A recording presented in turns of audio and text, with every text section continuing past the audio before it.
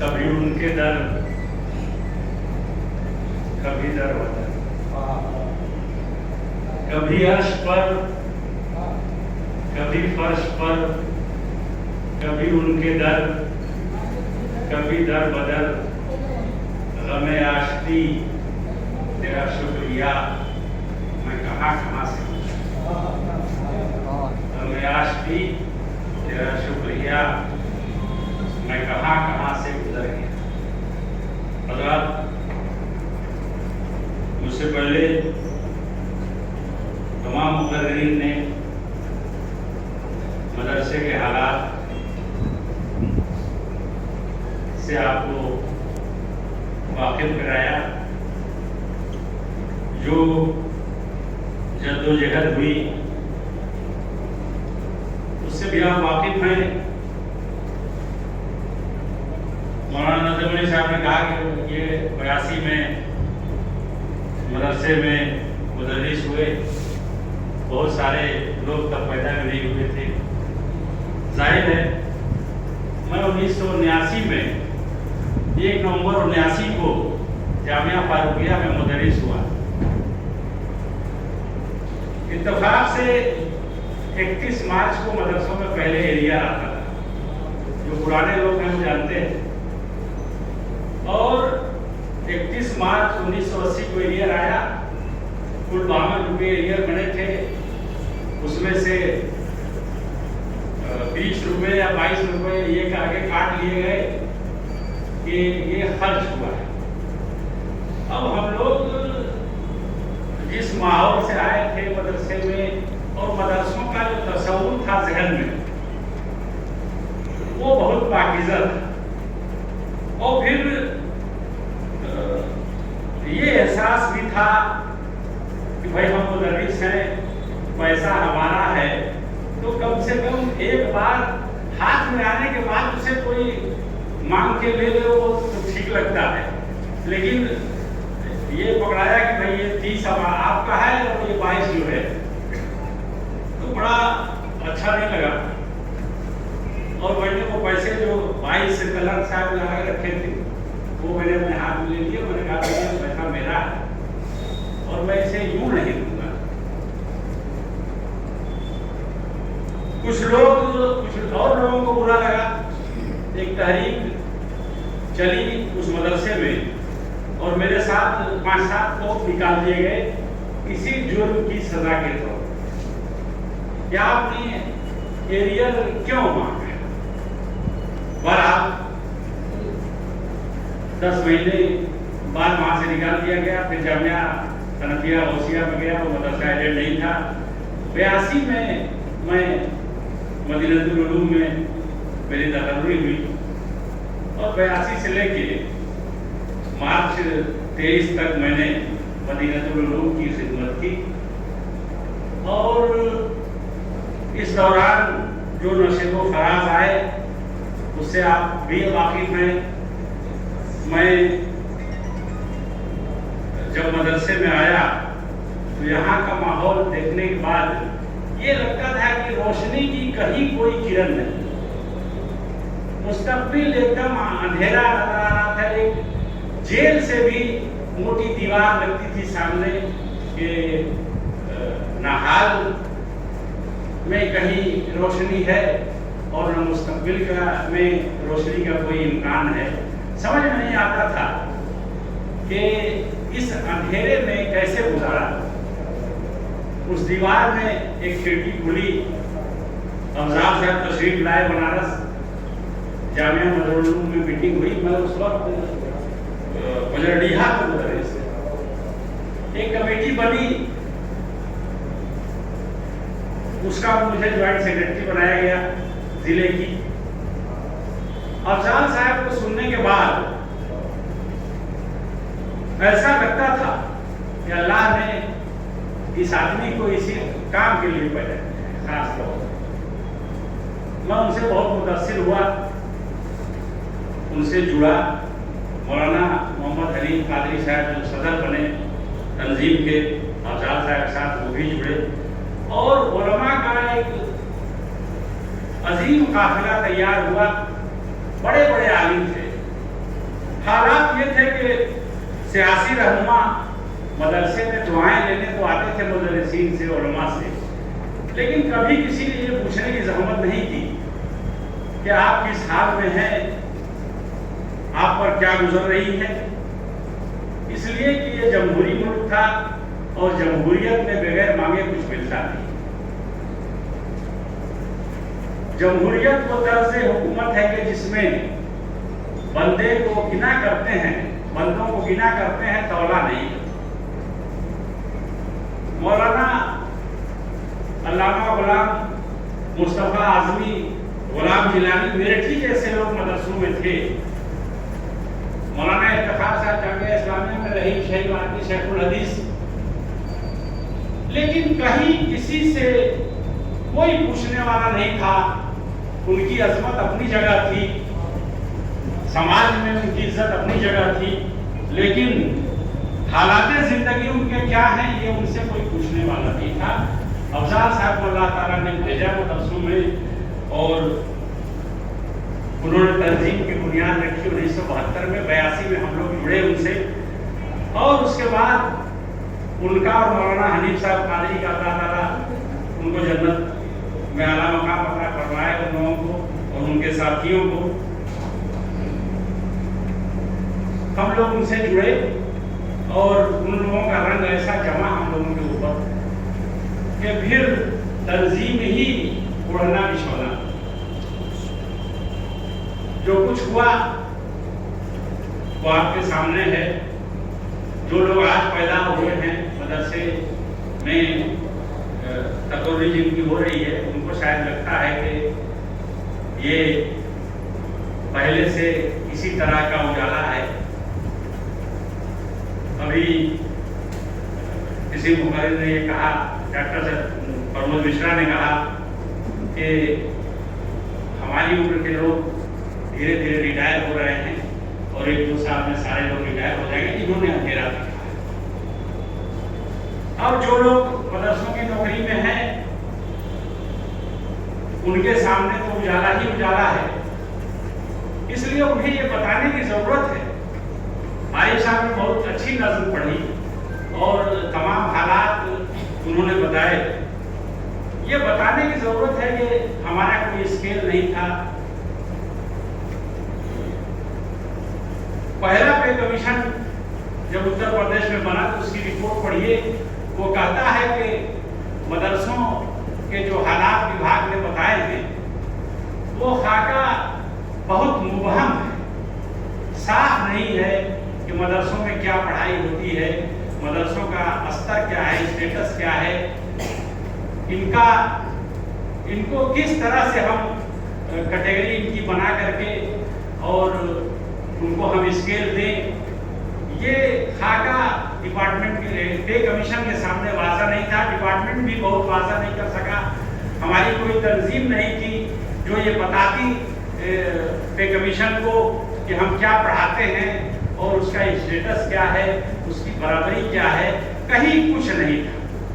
तंजीम ने जद्दोजहद शुरू की, आप सब ने उसमें तंजीम का साथ दिया, तंजीम की मदद की और आपकी मदद से तंजीम आगे बढ़ती रही।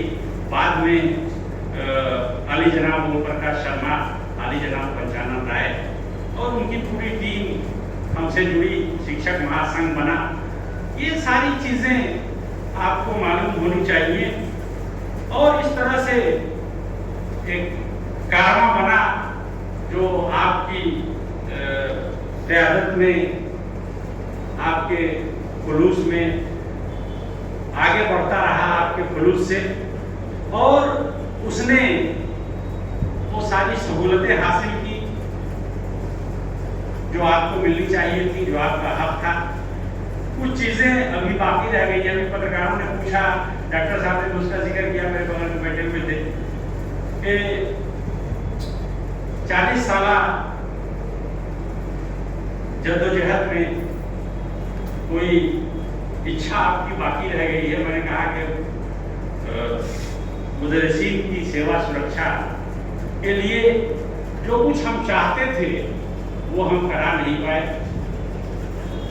हमारे कमेटी की परसों मीटिंग थी, मैनेजर साहब हमारे बैठे हुए हाजी नूर अंसारी, मैंने जुबैर साहब ने दावत दी इन लोगों को कि भाई मेरा प्रोग्राम है विदाई का और विदाइया प्रोग्राम है, आपको चलना है कमेटी के लोगों को। इन लोगों ने कहा कि भाई हम लोग मदरसे की सरपरस्ती चाहते हैं कि जमा साहब मदरसे की सरपरस्ती करें, हम लोग किसी विदाई समारोह में शामिल नहीं, हम लोग इनको विदा नहीं करना चाहते।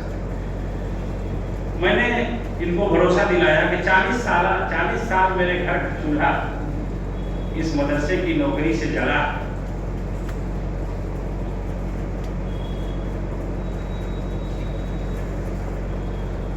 मदरसा बेहतर तरीके से आगे भी चलता रहे, इसके लिए अगर कहीं मेरी मदद की जरूरत पड़ेगी तो मैं कमेटी के शाना बशाना इंशाअल्लाह खड़ा हूं। ये मेरे मुदर्रिसीन का प्रोग्राम है, मुदर्रिसीन ने भी मेरे साथ बहुत कुछ किया है, तो मैं जाहिर है इनका प्रिंसिपल मुझे बनाया गया था। कुछ खट्टी मीठी यादें इनके साथ में जुड़ी हुई है, किसी को डांटा है, किसी को कुछ कहा है, लेकिन जो कुछ किया मैंने वो मदरसे की बेहतरी के पेशे नजर किया। मैं अपने मुदर्रिसीन से ये कहना चाहता हूँ कि अगर कोई गलती हुई हो तो उसे माफ फरमाएं।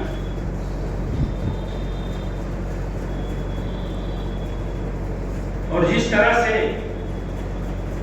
मेरे मुदर्रिसीन तंजीम के साथ मजबूती से जुड़े रहे, मैं ये उम्मीद करता हूँ कि आगे भी वो मदरसे के साथ और तंजीम के साथ मजबूती से जुड़े रहेंगे। हाफिज कोवैब साहब मुझे नज़र आए, ये भी जामिया हमीदिया से रिटायर हैं, मेरे 1979-80 के साथी हैं, तब से ये तंजीम से जुड़े हुए हैं। आज भी ये तंजीम के कामों के लिए लगे रहते हैं। बहुत सारे लोग मेरे सामने हैं, पुराने साथी हैं, लोधी भाई हैं, दीगर सारे लोग हैं। मैं आज इस मौके पर यही गुजारिश करूंगा जो मैनेजमेंट के लोग यहाँ बैठे हुए हैं कि मैनेजमेंट और मदरसा मुदर्रिसीन ये मिल करके अगर काम करते हैं, तनाज़ा कम से कम होता है तो मदरसा तरक्की करता है। मुदर्रिसीन से मैं कहना चाहूँगा कि मैनेजमेंट के लोग बगैर किसी गरज के मदरसे की खिदमत करते हैं, मुदर्रिसीन भी मैनेजमेंट का लिहाज करें, उनको इज्जत दें और दोनों मिलजुल करके मदरसे को आगे बढ़ाएं। इस जिंदगी में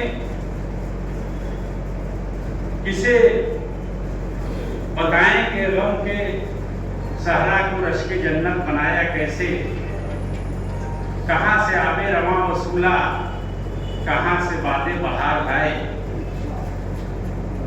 हर एक राह गुजर से गुजरे, हर एक मंजिल से कुछ उठाया, कहीं से दामन में गम समेटा, कहीं से झोली में प्यार आए।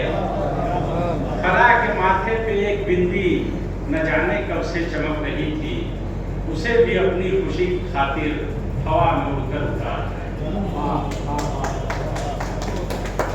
तंजीम ने जो कुछ हासिल किया वो आपके मदद से हासिल किया, आपकी मोहब्बत से हासिल किया, आपके अज़्म से हासिल किया। और मैं आपको यकीन दिलाता हूँ कि आगे भी तंजीम का काम इसी तरह से चलता रहेगा। जरूरत इस बात की है कि जो हमारे नौजवान मदरसों में नौकरी हासिल कर रहे हैं वो तंजीम में दिलचस्पी लें, तंजीम के कामों में, इसलिए कि अफराद का नाम ही तंजीम है। ये न समझें कि हमको नौकरी मिल गई इसी तरह से चलती रहेगी। डॉक्टर प्रमोद मिश्रा ने बताया आपको कि सरकारों का नजरिया क्या है, किस तरह से वर्ल्ड बैंक से मुतासिर होकर के सरकारें अपना तालीम पर खर्चा कम कर रही हैं, तालीम को प्राइवेट खातों में भेजा जा रहा है।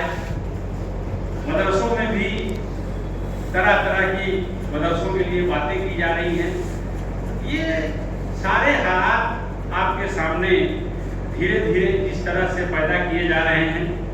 अभी मैं बताना चाहूँगा, आपको मालूम है कि जो लोग इस साल 31 मार्च को रिटायर हुए, उनमें से अक्सरियत को अभी तक जीपीएफ नहीं, इसलिए कि ये पहला मेरी समझ से विभाग होगा जहां रिटायरमेंट के बाद सेवा का सत्यापन होगा।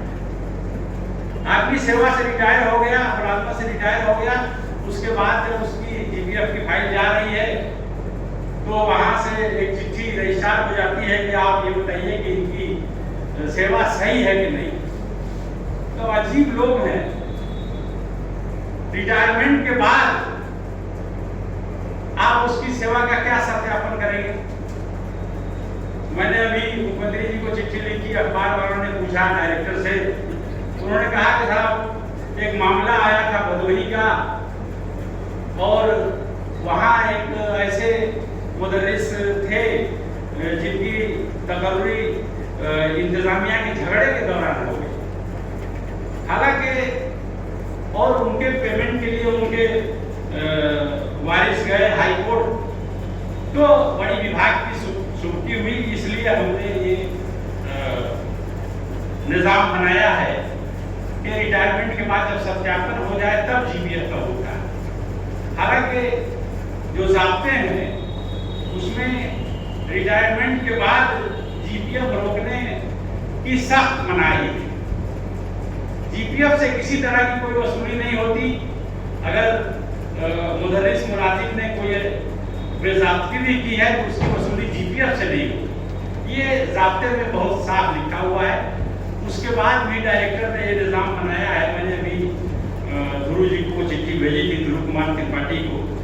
अब क्या बताने, अलमिया ये है कि हम लोग जब माध्यमिक शिक्षक संघ से जुड़े थे तो 9 के 9 एमएलसी माध्यमिक शिक्षक संघ के होते थे, अली जनाब ओम प्रकाश शर्मा की क़यादत में। अब ये हालात की सितम ज़रीफ़ी है या हमारे मुदर्रिसीन मामला समझ नहीं पाते, कहीं कोई विहीन का एमएलसी हो गया, कहीं कोई धनपशु एमएलसी हो गया, टीचरों को पैसे दे करके भी वोट देने की, टीचरों की शिकायत मिल रही है, टीचर पैसे दे करके भी वोट कर रहा है। तो इस तरह के हालात हैं कि अब हमारा एक एमएलसी बचा है। उनको मैंने भेजा चिट्ठी, मैंने कहा कि इसको सदन में आप नियम 111 में इसको उठा दीजिए इसी नियम में, ताकि सरकार जवाब दे। ये उनको भी बहुत तजुर्बा कि रिटायरमेंट के बाद जांच हो रही है, सत्यापन हो रहा है कि सेवा सही है कि नहीं है। उम्मीद है कि वो मामला उठेगा। इस तरह के हालात बहुत सारे आएंगे आपके सामने, तो उसके लिए एक मजबूत तंजीम की हमेशा ज़रूरत रही है और आगे भी ज़रूरत रहेगी। तो आपसे ये गुजारिश करता हूँ और अपने मदरसे के लोगों से गुजारिश करता हूँ कि तंजीम के लिए जिस तरह से आप मेरे साथ शाना बशाना खड़े रहे, उसी तरह से आगे भी बनारस के लोगों से भी और अपने मदरसे के लोगों से गुजारिश करूँगा कि आगे भी तंजीम के शाना बशाना आप लोग खड़े रहें। तंजीम आपकी ज़रूरत है और इसको आगे बढ़ाएं।